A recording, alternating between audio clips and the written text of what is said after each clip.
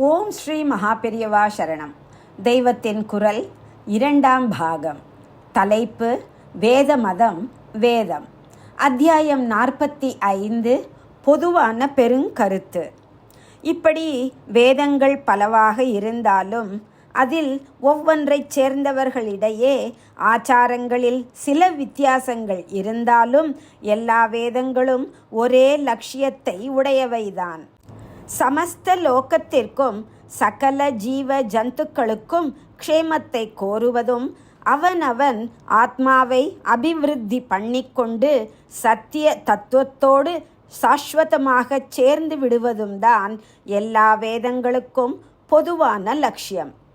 வேதங்களில் பொதுவான இன்னொரு பெருமை, இது ஒன்றுதான் வழி, இது ஒன்றுதான் தெய்வம் என்று அது சொல்லாமல் ஸ்ரத்தையோடு எந்த மார்க்கத்தை அனுசரித்து எந்த தேவதையை எப்படி உபாசித்தாலும் அதுவே சத்தியமான ஒரு வழியில் கொண்டு விட்டுவிடும் என்பதுதான்.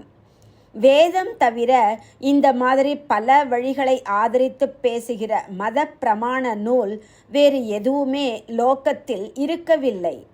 தன் வழி ஒன்றே மோட்ச மார்க்கம் என்றுதான் அந்தந்த மதத்தின் மூல நூலும் சொல்லும். ஒரே சத்தியத்தை பல பேர் பல தினசாக கண்டு கொள்ளலாம் என்று விசால மனப்பான்மையோடு சொல்வது வேதம் மட்டும்தான். ஓம் ஸ்ரீ மகாபெரியவா சரணம். ஜெய ஜெய சங்கர, ஹர ஹர சங்கர.